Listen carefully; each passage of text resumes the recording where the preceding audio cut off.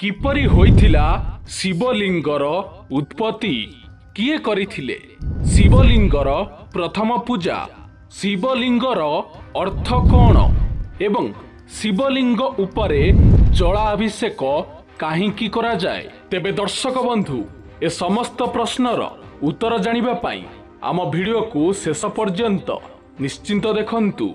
नमस्कार दर्शक बंधु, मु स्वागत करुची आम यूट्यूब चैनल ओडिया ट्रेंड को।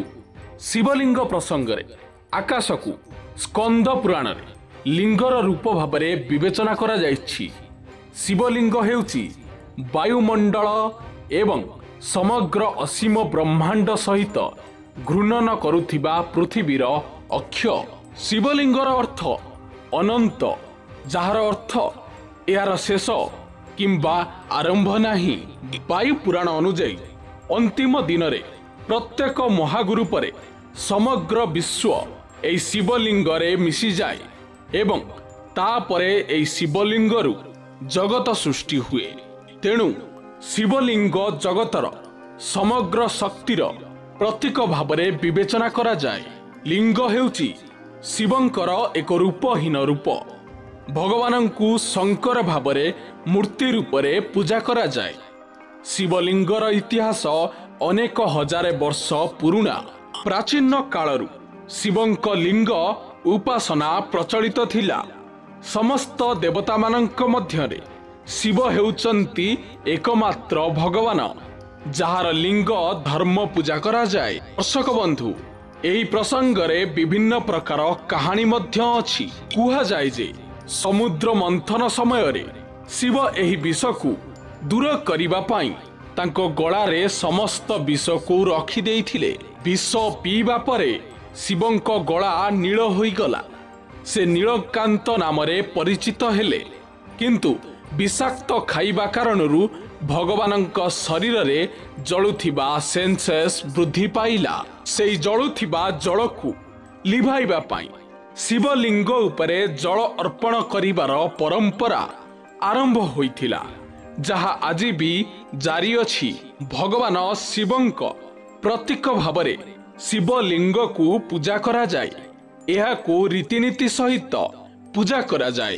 तेबे दर्शक बंधु, आसंतु जानिबा प्रथम शिवलिंग केउठारे उत्पन्न होइथिला एवं किए तार प्रथमे पूजा करिथिले। लिंग महापुराण अनुଯାयी थरे भगवान ब्रह्मा एवं विष्णुंक मध्यरे श्रेष्ठता को नहीं विवाद देखा देइथिला। जेतबळे सेमानंकर विवाद अत्यधिक होइगला, सेतबळे प्रभु ब्रह्मा एवं भगवान विष्णुंक मध्यरे नियारे आवृत एक लिंग स्थापित हेला। दुहे सेई लिंगर रहस्य को बुझी पारिले नाही। प्रभु विष्णु एवं ब्रह्मदेव हजारे हजारे वर्ष धरी एई रहस्य विषय रे खोजिथिले, तथापि सेमाने से लिंगर उच्च खोजी पाइले नाही। निराश होई उभय देवता से स्थान को फेरिथिले जेउठारे सेमाने से लिंग को देखिथिले। सेठारे पहुंचिबा परे से ओम र शब्द सुनिले, जहा सुनिले जे यह किछि शक्ति एवं से शक्तिर पूजा करिबा आरंभ कले। भगवान ब्रह्मा एवं भगवान विष्णुंक उपासना रे संतुष्ट होई भगवान शिव से लिंगरु आसी भल बुद्धि प्रदान कले। देवता मानंकु आशीर्वाद करिबा परे भगवान शिव चली गले एवं एक शिवलिंग आकार रे प्रतिष्ठा हेले। दर्शक बंधु, यह भगवान शिवंकर प्रथम शिवलिंग भावरे विवेचना करा जाउथिला। सर्वप्रथमे भगवान ब्रह्मा एवं विष्णु शिवंकर से लिंग को पूजा करिथिले। सेबेठारु शिवलिंग आकार रे भगवान शिवं को पूजा करिबार परंपरा आरंभ होइथिबा विवेचना करा जाए। तेबे दर्शक बंधु, ये थिला गोटिए कहानी। आउ गोटिए पौराणिक कहानी अनुଯାयी एकदा दारू नामरे एक जंगल थिला। सेठाकू किछि स्त्री माने काठ हाणिबाकू जाइथिले। आउ सेई समय रे महादेव लग्न अवस्था से स्त्री मानंक पाखरे पहुंची थिले। एहा देखिबा परे किछि स्त्री माने ଭୟରେ ଆଶ୍ରମକୁ ପଳାଇଥିଲେ ଆଉ କିଛି ସ୍ତ୍ରୀ ମାନେ ମହାଦେବଙ୍କୁ ଆଲିଙ୍ଗନ କରିଥିଲେ। ଠିକ୍ ସେହି ସମୟରେ କିଛି ଋଷିମାନେ ସେଠାରେ ପହଞ୍ଚିଥିଲେ ଓ ମହାଦେବଙ୍କୁ କହିଥିଲେ ଏହା ଦେବ ବିରୋଧୀ କାମ ଅଟେ। ଏହାପରେ ଋଷିମାନେ ରାଗିଯାଇ ମହାଦେବଙ୍କୁ ଅଭିଶାପ ଦେଇ କହିଲେ ତୁମର ଜ୍ୟୋତିର୍ଲିଙ୍ଗ ତଳେ ପଡ଼ିବ। ଏହା କହିବା କ୍ଷଣି ମହାଦେବଙ୍କ ଜ୍ୟୋତିର୍ଲିଙ୍ଗ ଭୂମିରେ ପଡ଼ିଥିଲା ଓ ପୃଥିବୀରେ ନିଆଁ ପିଣ୍ଡୁଳା ହୋଇ ହାହାକାର ଖେଳିଗଲା। ସାରା ପୃଥିବୀ ନିଆଁରେ ଜଳିଗଲା ଆଉ ଏହାପରେ ତିନି ଲୋକରେ ହାହାକାର ଶୁଭିଲା। ଏହାପରେ ସମସ୍ତେ ଚିନ୍ତାରେ ପଡ଼ିଯାଇ ବ୍ରହ୍ମଦେବଙ୍କ ପାଖକୁ ଯାଇଥିଲେ।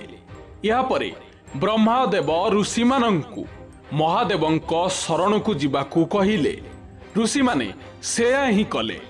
ମହାଦେବ ଋଷିମାନଙ୍କୁ ଦେଖିକି କହିଲେ କି ମାତା ପାର୍ବତୀଙ୍କ ନିକଟକୁ ଯିବାକୁ, କାରଣ ମା ପାର୍ବତୀ ହିଁ ଏହି ଜ୍ୟୋତିର୍ଲିଙ୍ଗକୁ ଧାରଣ କରିପାରିବେ। ମା ପାର୍ବତୀଙ୍କ ଛଡ଼ା ଜ୍ୟୋତିର୍ଲିଙ୍ଗକୁ ଅନ୍ୟ କେହି ଧାରଣ କରିପାରିବେ ନାହିଁ। ଏହାପରେ ଋଷିମାନେ ମା ପାର୍ବତୀଙ୍କୁ ତପସ୍ୟା କରିଲେ ଓ ମା ପାର୍ବତୀ ଏଥିରେ ସନ୍ତୁଷ୍ଟ ହୋଇ ଆବିର୍ଭାବ ହେଲେ। ମା ପାର୍ବତୀ ପ୍ରସନ୍ନ ହୋଇ ଜ୍ୟୋତିର୍ଲିଙ୍ଗ ନିଜ ଯୋନିରେ ଧାରଣ କରିଲେ। ଏହା ପରଠାରୁ ତିନି ଲୋକରେ ଏହି ଜ୍ୟୋତିର୍ଲିଙ୍ଗ ଶିବଲିଙ୍ଗ ଭାବରେ ପୂଜା ଅର୍ଚ୍ଚନା ହେଲା। ଦର୍ଶକ ବନ୍ଧୁ, ଆଜି ଯାଏ ମଧ୍ୟ ଶିବଲିଙ୍ଗର ପୂଜା ହେଉଛି। ଏହି ପୌରାଣିକ କାହାଣୀ ଅନୁସାରେ ଏମିତି ଶିବଲିଙ୍ଗର ଉତ୍ପତ୍ତି ହୋଇଥିଲା। ତେବେ ଦର୍ଶକ ବନ୍ଧୁ, ଆଶା କରୁଛୁ ଆପଣଙ୍କୁ ଆମର ଭିଡ଼ିଓଟି ଭଲ ଲାଗିଥିବ। ଏମିତି କିଛି ଭିଡ଼ିଓ ଦେଖିବା ପାଇଁ ଆମ ଚ୍ୟାନେଲଟିକୁ ସବସ୍କ୍ରାଇବ୍ କରନ୍ତୁ। ଧନ୍ୟବାଦ।